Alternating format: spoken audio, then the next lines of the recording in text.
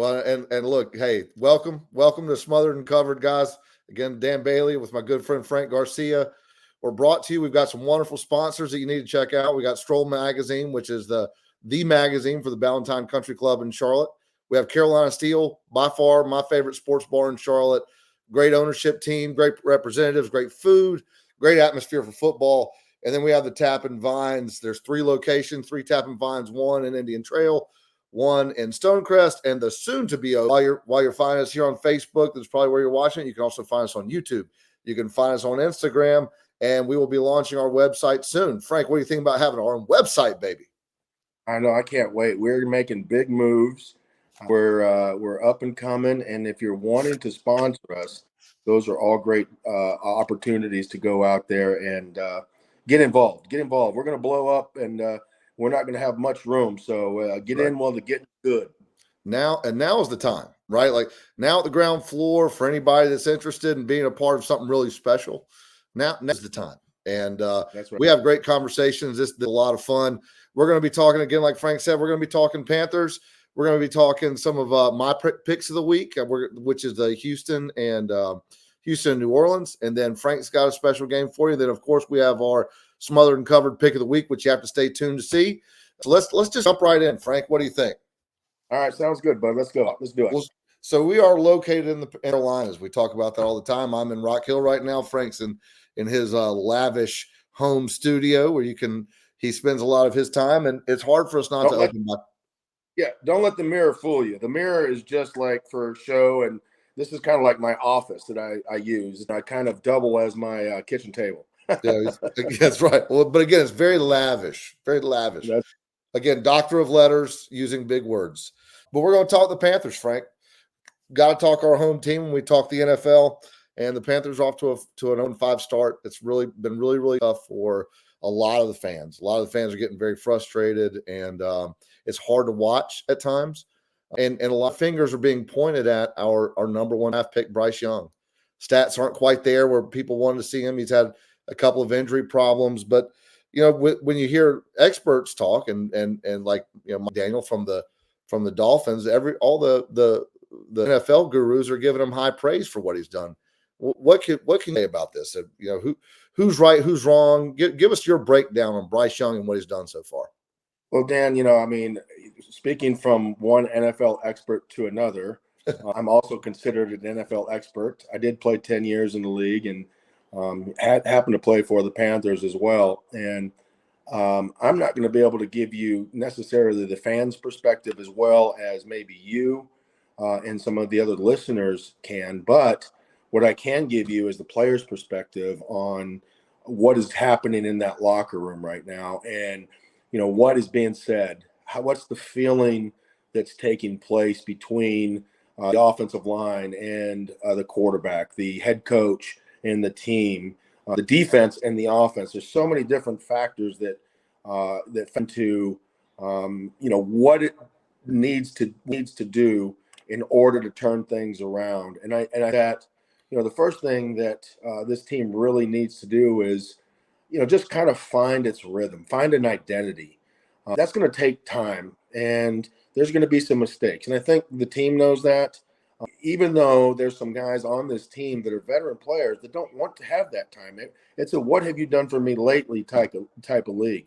We've heard the adage, NFL not for long. If you're not getting results, you're not winning games, you're not going to have a job for very long. And there's some veteran players in there worried about feeding their families and going out there and sustaining some stability through wins. So there's a lot of anxiety, probably a lot of questions, but leaders really have to be the ones that step up. And the good teams that I played on, the NFL championship teams, the national championship team that I played on, and even the state championship teams that I've coached, each position group has a leader, and typically that leader has to be the best player. And if that best player is going out there and leading by example, and it's not about the team meetings and the words and things that guys are saying to each other. It's about staying the course. It's about executing. It's about getting momentum, and it's about consistency. And I think that's where this team really needs to find some consistency in what they're trying to do. And unfortunately, when you have a young quarterback and a young head coach that are trying to kind of find themselves, you're going to start off slow. But what happens is once you start seeing some consistency, you start building that snowball and it starts rolling down the hill, and then you start getting some results. And that's what this team needs. Is they just need some success, they need some results, and they need to go out there and find a way to get it done. So more specifically, I'm really, what do you see in Bryce Young so far? I mean, should the fans really look at him as a bust, or should fans be looking at him and saying, okay, here are the things, here we can watch these traits, these things, and say Bryce Young is on his way because he's doing X, Y, or Z? Yeah, Bryce Young, I think, still has done kind of what he was brought in here to do. I never had the expectations that he was going to be Cam Newton.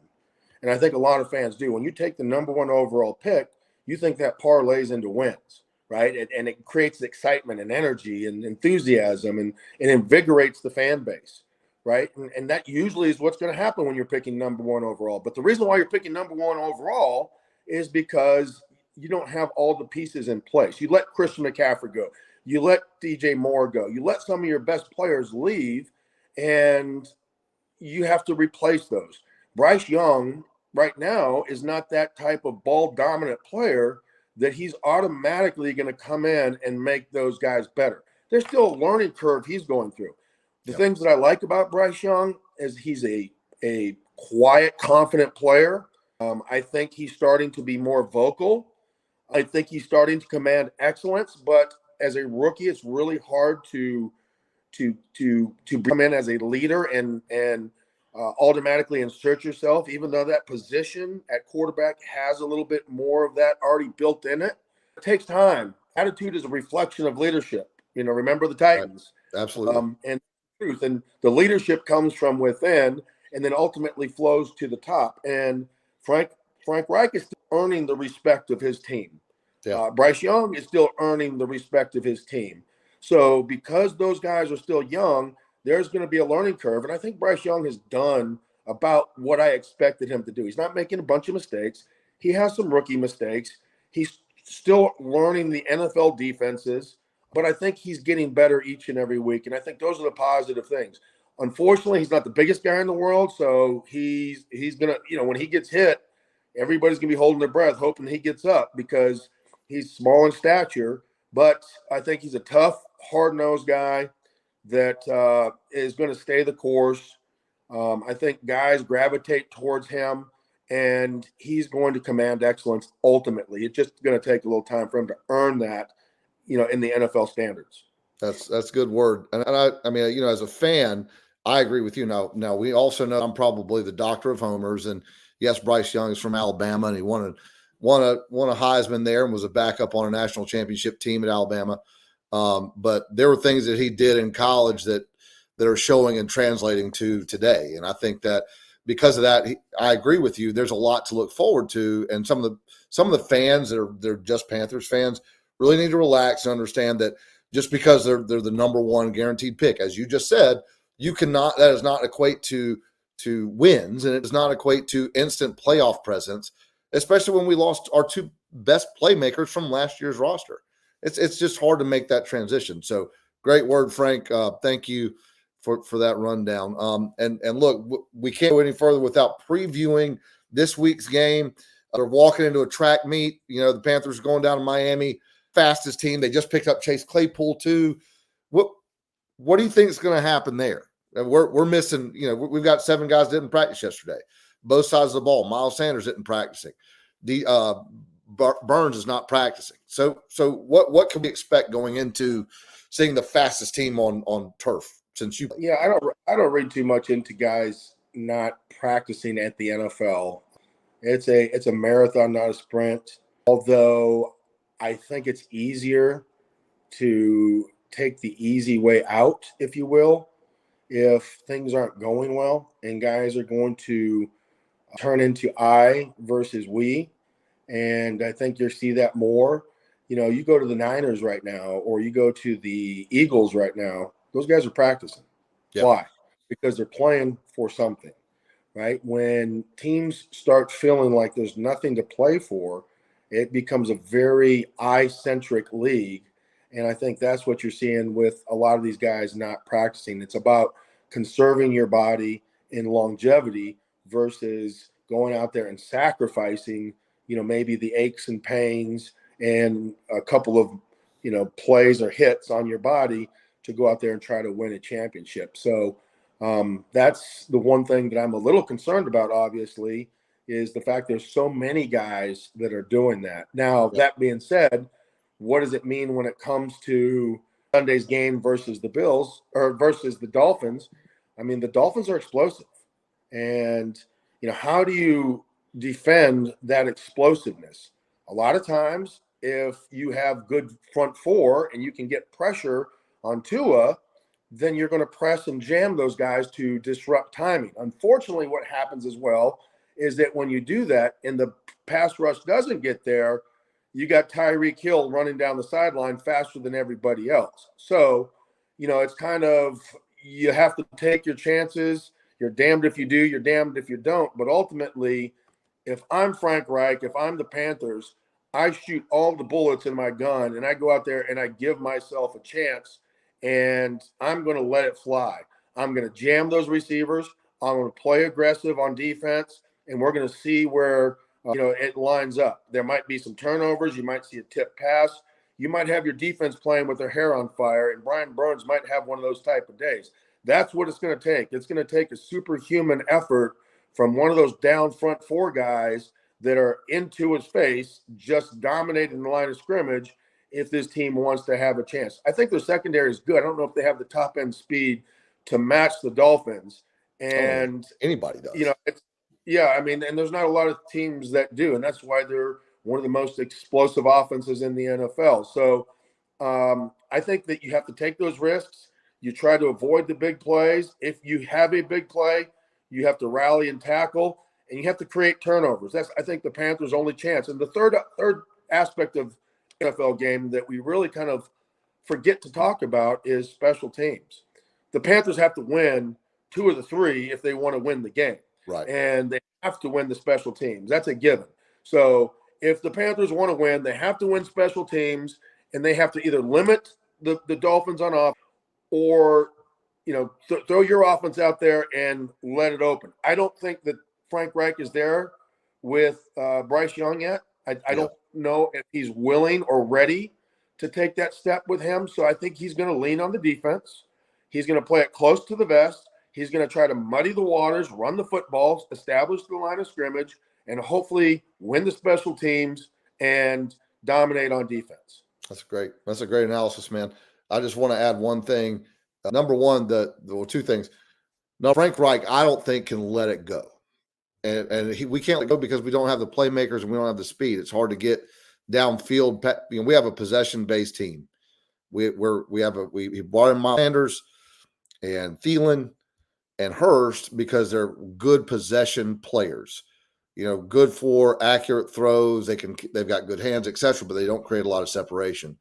So it will be to our advantage to keep a slower game against a fast team like that and try to keep the ball out of the hands of the Miami Dolphins.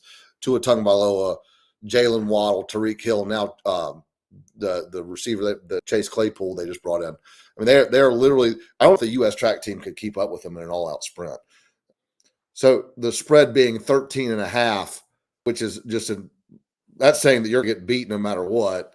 Who are you taking? Who are you taking? Is it going to be a 13.5 game, or can the Panthers keep it close? Going with who's going to win the game. Okay, who's going to win the game? I think the Dolphins are going to win the game. That's right. Because there's a reason why there's a 14-point spread going into it. The NFL, the bookmakers, the odds makers, that's a huge spread in the NFL. College football, you see that weekly. But when it gets that level at the NFL, that's just saying that one team is superior to the other. And I think we've all seen that. There's a reason why the Panthers are 0-5. They've been in games. They're playing at home. The only thing that, they may have going for them is that, if the Dolphins don't show up and they go through the motions and they sleepwalk. But, ultimately the reason why if I'm spread, I'm potentially taking the Panthers is because of what we talked about, Dan, is that a lot of teams in the NFL, they don't want to lose the game. and they're confident when they get a touchdown or 10-point lead in the game. They're not going to keep their foot on the gas, and they're just going to play it close to the vest. So they know that they just aren't going to lose the game. There's a lot of coaches like that. Yeah. I think that the Dolphins, they are superior in talent, but I think that they're going to potentially lean on their running game, their short passing game, and if the Panthers can just rally and tackle, make it a 1-2 possession game, the Dolphins will feel comfortable with a 10-point lead going into the fourth quarter, knowing that the Panthers aren't going to rally and score. And if they do, they're not going to be able to get 2 of them. And, just win, baby. Al Davis is kind of what the motto is, in the NFL. It doesn't matter. You don't get any style points for winning by 14. Well, the only reason I would lean with the Dolphins is that they hung 70 once. So who knows what their play call be like. If Tua's throwing no-look passes against us, it's going to hurt. Well, look, hey, this is a great time to once again just give a shout to our sponsors. Stroll Magazine of Valentine Country Club's a great deal. They're actually putting monthly spots on us. Did you know that, Frank? Monthly spots on us, which is really cool. So they're a great organization, great owners. I mean, we're going to have to work towards. I have high expectations. I want daily spots, not monthly. Yeah, well, it's a monthly magazine, so in other words, we're in their magazine every week. Also, Carolina Steel. I can't say it enough how good their wings are and their pizzas, and they've got Pittsburgh specific food. Pittsburgh specific food, which I never respected going into it, and then I tried their Pittsburgh style pizza. Absolutely phenomenal, and I'm a pizza connoisseur. I love pizza. Yeah. Does it not check out here? You look like a squirrel. You look like a squirrel right now, harboring 2 slices. That's right. Well, I might be. There's no telling what's going on underneath the camera. And then we've also got the 3 Tap and Vines. And my friend Frank here is actually involved in the Quail Hollow one that's getting ready to open, which we're very proud of Frank for doing. We're going to support him all the way, do some remotes there. But it's a great food, great atmosphere. It is the perfect balance of cost and food quality. My favorite deal there at Tap and Vine is the tuna tartare. I've never really been a fan of it, but the way they do it is very, very tasty, very good. Presentation's great. Drinks are great. And if you go to the one at Quail Hollow, you might get to run into Frank if you're lucky, if he's not on the golf course. So, and again, guys, you can find us on. I might go to the golf course and then go to Quail Hollow afterwards. There you go. That makes the most sense. You can find us on Facebook. You can find us on YouTube, Instagram, soon to be on Apple, and soon to have our own website. So tune into all of those. We'll continue to update those as we go. Look, NFL preview, Smothered and Covered Sports, NFL preview. We're going to go into my game of the week, Frank, what I think is going to be the game to watch. I wish it was the Panthers. If we just talked about the Panthers, I wish it was them. But I'm picking the New Orleans and Houston game. What do you think about that? That I'm picking a West Coast and division team. And let me tell you why, Frank. I'm very excited about this game. Number one, it's well documented that I am what? A homer. A homer. I am an Alabama homer. You know what? No way. Yeah. So the Houston Texans are coached by what? Alabama alum. D'Amico Ryans played linebacker there for Mike Shula. Their number 3 draft pick overall, Will Anderson, University of Alabama. Christian Harris, another one of their linebackers, drafted last year. Another one of their linebackers, Henry To'oTo'o, also from Alabama. And then we've got John Mechie there. When John Mechie, got prayers with him still, absolute marvel. Frank, this game is poised to be a very, very special game. And let me tell you why. Here's my preview as to what's going to make it different and something exciting to watch. New Orleans defensively, and it's another statement I never thought I'd say, New Orleans defensively has already caused 6 games, 7 interceptions. That matches their total from last year, which shows that they're playing real defense, especially in the air. Now they're going to go against C.J. Stroud, who people say, oh, he's a rookie quarterback. My initial impression before I looked this stuff up is C.J. Stroud's, he's still struggling, etc. C.J. Stroud has not thrown an interception all year. C.J. Stroud has 8 touchdowns and 0 interceptions. But I cannot imagine what the tapes are going to be like going either way in that game as that offense matches up with that defense when it's strength on strength and power against power, controlling the ball versus causing turnovers and, game planning against C.J. Stroud, which there's not a lot of film on. It's poised to be a really, really fantastic game, especially one that's out of division. It's in Houston. So I think it's going to be exciting. And I pick, I'll tell you after your feedback. So tell me what you think about this game, Frank. I think it's going to be a good game. I think it's a division rival for the Panthers. New Orleans, if Carr is going to go out there and play, is waiting to happen. Yes. I don't know if they've been given enough credit for what they're able to do on defense, but typically they play pretty stringent defense. As far as the Saints, turning the ball over, I think that there's some truth to stats, and but I also think that stats can be misleading at times. And the 7 turnovers and the 7 interceptions that they've had out of the 6 games they've played, tip passes can be a big part of that. The team they played, young quarterbacks, playing at home in the dome, which can be as loud as anywhere, can factor into those things. The fact of the matter is they've got them, but right.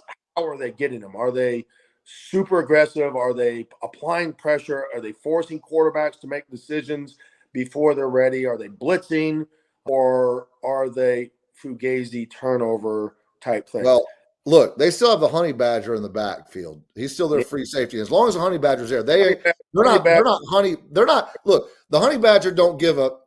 And there's no way that they're coming in soft with that guy playing in the backfield. That he brings an attitude that nobody else does. The honey badger is the real deal as far as a free safety, especially in our division, and especially playing against medium to bottom level quarterbacks, which is probably where he got the interceptions. But still, that defense is intense. Yeah, you're thinking from of the honey badger from 10 years ago. No, he's still there. This isn't the same honey badger. The reason why Arizona let him go, he's lost his step. He's not the biggest guy in the world. He has been trouble off the field, but he still has a way and a knack of finding the football. I don't disagree with that, but he's not the reason why this is a good defense. If that's your reasoning, then yeah, I'm not buying that. It's supporting my stance that it's an exciting game. I think he's a good team captain. He's a good leader, brings a good attitude to that team, brings up the intensity, and is the reason they're not being soft. I will give you that. I will give you that the fact that he still has a dog in him. That's right. And he's still going to command some excellence from some of his players, because he is a physical type player. And I would say that's a big factor of why New Orleans is where they're at. But what it means in this game, Tennessee's not going to be throwing the ball. They don't turn the ball over. They run the ball. They play it close to vest. So what are those turnovers going to mean? It's going to come down to who makes the biggest mistakes, who's executing, who's keeping ahead of the chains, who's running the ball well on first down, who's getting to second and short, second and mediums. Yeah. Those type of things. If you're putting yourself in position behind the chains and you're at 2nd and 12 because of a penalty or because of a sack, those type of things, that 3rd and long, you become predictable. So if Tennessee can stay ahead of the chains, they have a good chance to keep this close to the vest. I'm not sure, like I said, is that David Carr, has the ability and propensity to turn the ball over. So, and those Alabama linebackers going to chew him up. Yeah, Alabama linebacker. Oh man, I dropped Frank. There he comes. He's back. That's just a homerism talking. Hey, call it what it is, baby. I'll take it. More players in the NFL than any other college right now. So say what you want. All right, great, Frank. We've dissected my game. Let's hear about your game. My game week is going to be 2 teams that I'm not going to say they're struggling, but there was expectations going into the season for both of them, and I think one is always going to be higher than the other. The Dallas Cowboys, I think, are the one team in the National Football League that have one of the biggest fan bases that always have those expectations to win championships. Everybody thinks that Emmitt Smith and Michael Irvin and Troy Aikman and Novacek and Nate Newton and Stepnoski and Larry Allen are going to be playing, but they're not. The Dallas Cowboys have a really good offensive line. They have really good wide receivers, and yes, you have an Alabama wide receiver on their team as well. They're a very explosive team. The one thing that concerns me is Dak Prescott. Dak Prescott has not stepped up challenge to this point when it comes to these big games. He didn't do it last week. He looks like a deer in the headlights. And Mike McCarthy is another guy that has kind of fallen under that same rap with guys that aren't stepping up and, answering the bell in the prize fight. So, I think that the Dallas Cowboys are a very, very good team. And I think that they're better than San Diego. And I do think that they're going to be playing with their hair on fire because they're pissed off after what happened and what they're having to listen to the San Francisco 49ers boat race them, in San Fran. And I think that wasn't even a boat. That was like me running in a 400-meter race. That was an epic skull stomping. I think walk faster than you could run personally. Agreed. But that's what that game looked like. That's what that game looked like. Unless you're chasing the pizza man. That's the only way you'd be able to keep it. So, or the coffee guy. Or the coffee. You know me and my coffee. Yeah. I'll run somebody down for my coffee. If the Uber driver's leaving Carolina still, you might be able to keep up. That's the only. That's exactly right. That's exactly right. I think Dallas is going to play on fire. Justin Herbert is arguably top 5 quarterback. I don't think there's no argument there. Depending where you put him, he could be 2, he could be 3. I think it's Mahomes number 1, and then you start talking about the Herberts and the Jalen Hurts. I think Joe Burrow. You throw those guys in there in that next tier, and he's near the top of that. Unfortunately, their best player has been injured. The kid from Florida State plays safety. His name's escaping me right now, but he's been hurt all year. They have an explosive offense. So does Dallas. I just don't think they have enough stops defensively, and I think that's where Dallas wins this game. I think they have arguably the most explosive, dynamic player since Lawrence Taylor, on the Cowboys. Parsons. And what's that? Yeah, Micah Parsons. Just drop the name. Yep. Micah Parsons is a game changer type of player. He lines up everywhere. You have to recognize and know where he's at. He makes guys around him better. He can drop, he can cover, he can rush. He's as quick as a cat with his first step. And I think ultimately he's going to be the difference in this game. And I don't think it's going to be close. I think Dallas blows them out by 14, 17 points when all's said and done. Well, Frank, I'm going to disagree with you on this one. I think it's going to be a great game. Glad you picked it because I'm personally a big fan of Justin Herbert. I'm with you. He's top 5 quarterback. There's no question in my mind about that. He went to college on the East Coast. He's playing on the East Coast. He's close to home. He went to college at Oregon. Yeah, West Coast. West Coast. You said West. Okay, I'm sorry. I apologize. It's okay. That's two times you've admitted that I'm right today or apologized. Well, must be the neutral thing. I'm very proud of you. It sounded like East, not West. Well, I've got that redneck talk in me, so it slurs a little bit. It's kind of hard to differentiate. We're going to have to go rewind that tape because I want to check my hearing. So we will. Hey, we will. So anyway, in talking of, I think that the NFL is a quarterback league, right? There's no question it's a quarterback league. And this is a case of, I think that the quarterback at Los Angeles, they have the edge with Justin Herbert. And I know that the stats are, you don't buy into the stats, but listen to them. Dak Prescott has thrown for over 1,000 yards, 5 touchdowns, 4 interceptions. 4 of those 3 of them were in one game and 3 straight possessions. But either way, it still happened, right? So he's a head case. Number 2, so Justin Herbert, 1,100 yards, 7 touchdowns, 1 interception. Justin Herbert's also more mobile. He has a stronger arm. And his team, you get the feeling that his team's really behind him because he's not having to answer the questions because he's not playing for the Cowboys, because he doesn't have the media pressure of the entire world standing down on you like any quarterback that ever plays for the Dallas Cowboys has. If you're playing quarterback for the Dallas Cowboys, that is the most pressure position in the NFL. They even gave Quincy Carter a ton of scrutiny and whatever when Quincy was trying to ball, he did decent, and all of a sudden the expectations, because it's the Cowboys, it plummets up to here. But no, that's Dak Prescott's biggest issue. Why? Because he played at Mississippi State, did not go to a school like Alabama. He didn't play in successful organizations like Herbert did at Oregon. Herbert at Oregon had the Ducks flying high, some of their best seasons they ever had with Justin Herbert at the front. And I think it gets as simple as that. The only difference is what you hit, Frank. The only difference is what you hit, and that's Micah Parsons. If the water boy gets loose, ain't nothing Justin Herbert can do. He is the biggest difference maker on the defensive side of the ball. I love watching that guy play, and he is the disruptor. If Parsons gets loose, Herbert has. I mean, we both agree on that, right? Yeah, we do. We agree on that for the one thing that you said in that whole rant and rant. Another thing you have to listen to. Yeah, okay. Is the time that I agree. So, hey, predictions. What's your prediction of the game, bud? Who's going to win? I think Dallas wins by 17 points. Wow.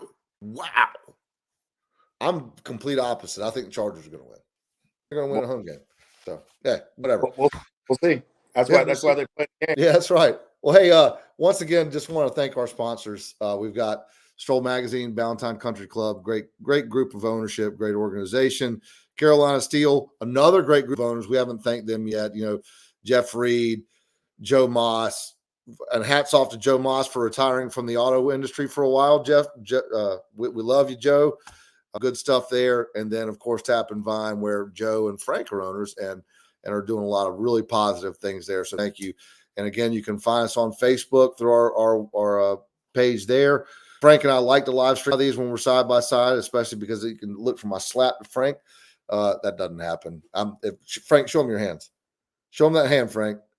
Nobody wants to get a hand in return. I promise you, especially not these little sausage fingers. Those are great organizations.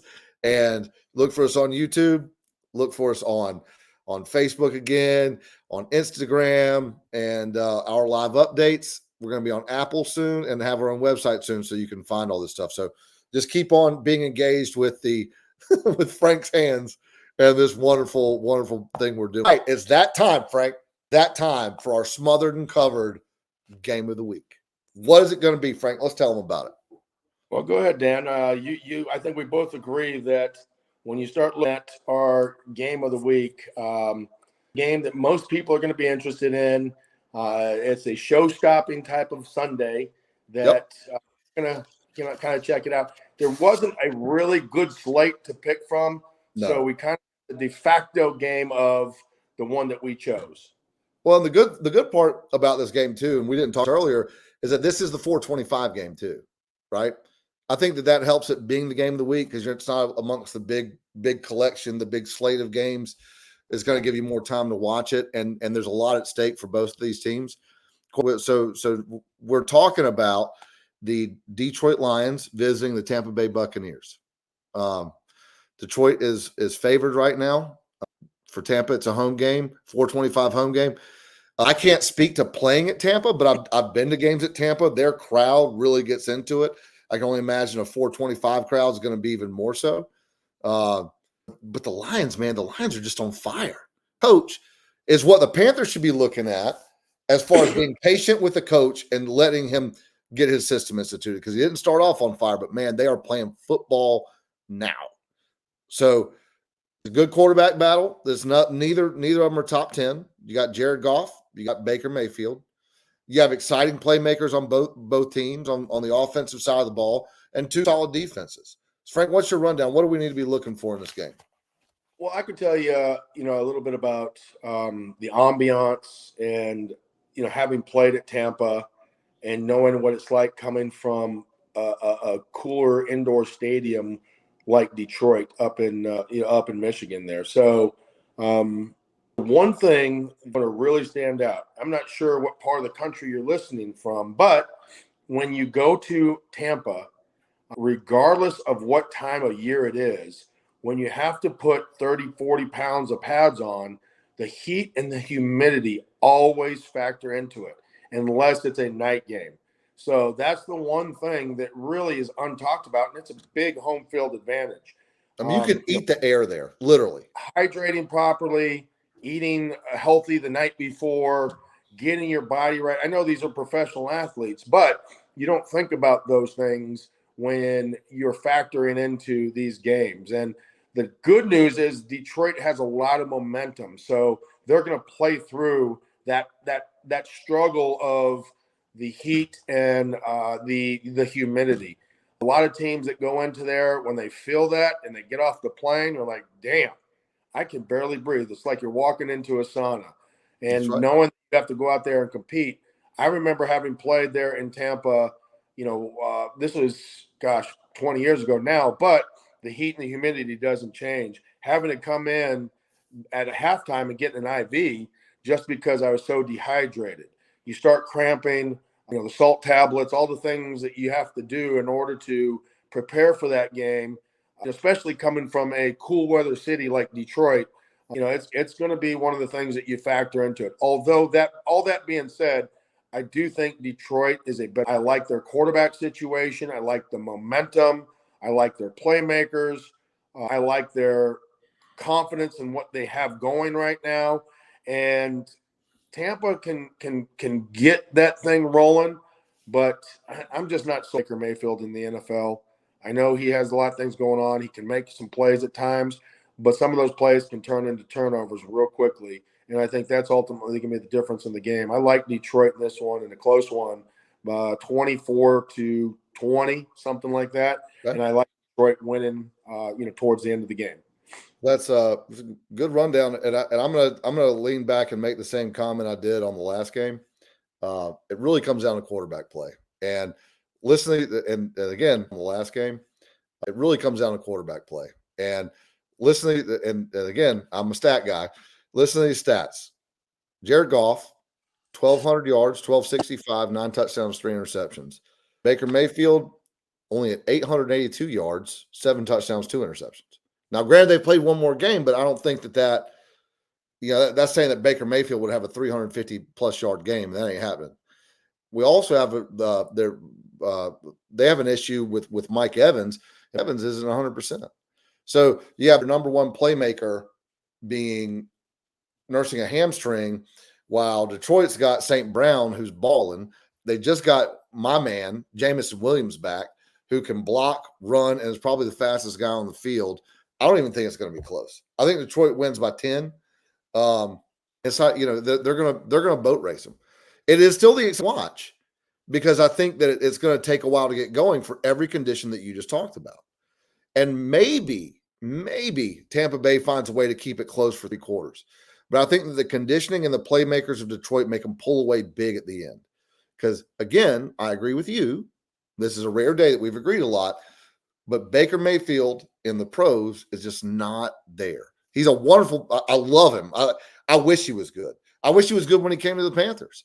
He looks like the kind of guy you want to drink beer with, the kind of guy you want to hang out with. I think a lot of his teammates like him. But he just can't make the plays. So, I mean, to me, it's Detroit, no questions asked. But it's still – They're 4-1. He's made enough plays to be 4-1. Hey, he has. But that's where – look, that's where I'm not the pro expert that you are. I'm just a fan that watches a lot of film. I'm the football nerd, right? You're the football expert. Big difference. But again, I really love Baker Mayfield as a person. Like he really is a guy to drink beer with, hang out with. I wish he was better, but he hadn't done it yet. Hopefully he does. Hopefully the great show, and it's a shout at the OK Corral and on a Sunday. So, well, Frank, I think that wraps us up for our NFL segment, man. Thank you so much for your time.